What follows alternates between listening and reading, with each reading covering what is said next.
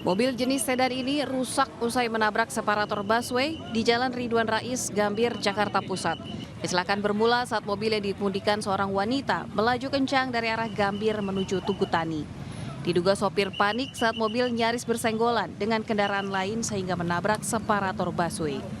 Meski mobil mengalami kerusakan parah, beruntung korban selamat dari maut.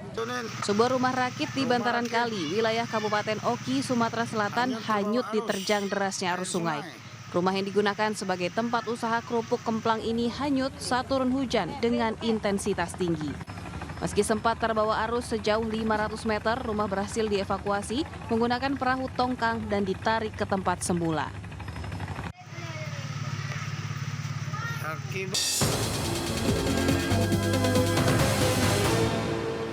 Pemirsa, kita ke informasi berikutnya. Hampir 2 pekan banjir yang melanda Karanganyar, Demak, Jawa Tengah membuat jalur Pantura Demak Kudus masih ditutup.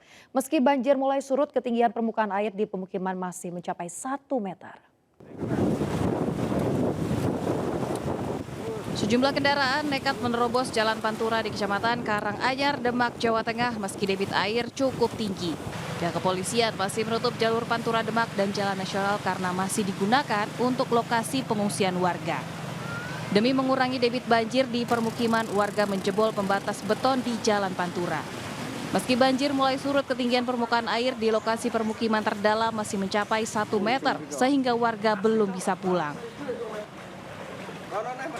Sementara itu, petugas PUPR terus bekerja keras untuk memperkuat tanggul sungai yang jebol. Dari pantauan udara, perbaikan tanggul Sungai Wulan di wilayah Desa Ketanjung, Kecamatan Karanganyar terus dikebut pengerjaannya. Banjir akibat jebolnya tanggul Sungai Wulan ini telah merendam ribuan rumah dan membuat jalur Pantura Demak Kudus lumpuh. Untuk mengurangi debit air dari permukiman, Balai Besar Wilayah Sungai Pemali Juwana terus memasang mesin pompa dan membuangnya di Sungai Pelayaran.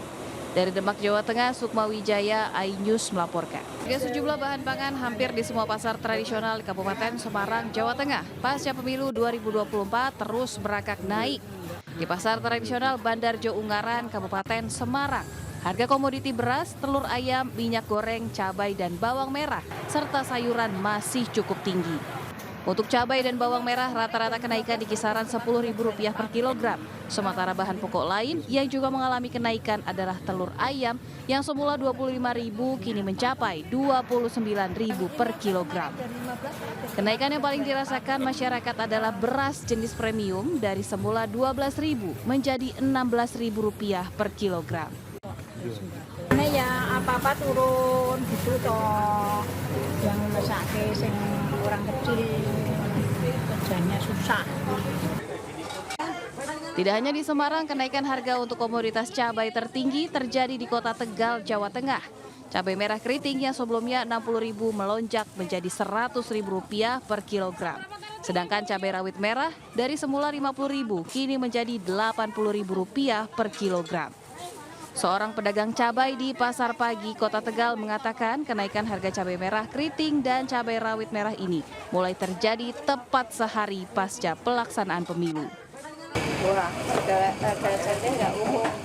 Harga cabai 100, buat cabai keriting, kalau yang rawit merah 80. Dari Semarang dan Tegal, Jawa Tengah, Tim Liputan iNews melaporkan. Pemirsa, meski stok beras masih aman, namun harga beras yang kian melambung meresahkan pedagang beras di Pasar Induk Cipinang, Jakarta Timur. Bahkan harga beras kian meroket hingga menembus Rp18.000 per liternya. Harga beras yang terus meroket tentunya menjadi keluhan di masyarakat, yang dimana harga beras untuk saat ini sudah tembus di angka Rp16.000 hingga Rp18.000. Sebelumnya harga beras hanya dibanderol dengan harga Rp11.000 hingga Rp13.000. Kenaikan ini memang sudah dirasakan sejak tahun lalu. Namun di pasca pemilu ini harga beras naik secara signifikan seperti yang tadi sudah saya sampaikan sebesar Rp5.000 per liternya. Dan untuk harga beras ini kenaikan juga disebabkan beberapa faktor, diantaranya juga kelangkaan gabah di daerah-daerah dan juga musim El Nino atau musim penghujan juga yang terjadi di beberapa daerah. Dan untuk masa penurunan atau masa harga beras diprediksi turun pada bulan ketiga, yakni pada masa panen di bulan Maret hingga April 2024. Dan para pedagang beras juga berharap supaya kenaikan harga beras ini segera stabil sehingga keuntungan mereka juga semakin stabil. Dari Jakarta, Ismalia Novandwi Kusuma, iNews melaporkan.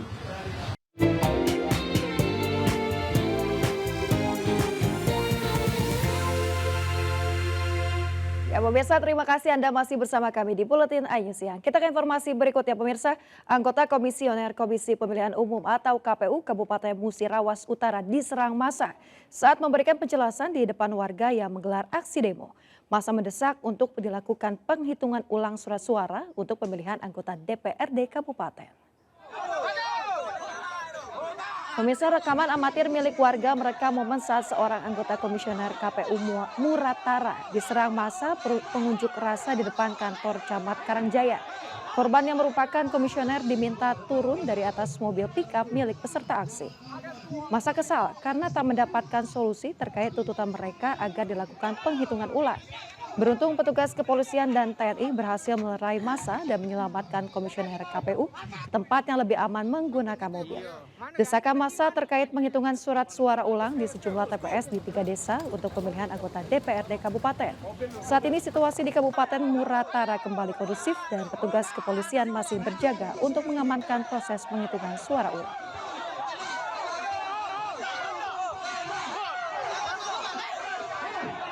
Pemirsa, viral di media sosial, seorang petugas KPPS di Kabupaten Pandeglang, Banten mencoblos langsung caleg DPRD Kabupaten dan mengarahkan kepada pemilih bahwa caleg tersebut merupakan dukungannya. Sementara di Sampang, viral juga video sejumlah remaja mencoblos sejumlah surat suara secara massal di luar tempat pemilihan suara. Gak bisa apa-apa.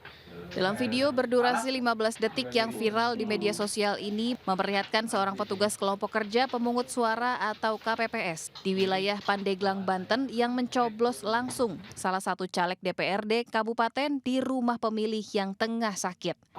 Selain mencoblos langsung caleg, petugas ini pun mengarahkan bahwa caleg tersebut merupakan dukungannya kepada pemilih. Tampak pemilih hanya bisa pasrah karena dirinya dalam kondisi yang tidak sehat. Ini pure informasi dari masyarakat kalau kaitan soal video yang beredar itu.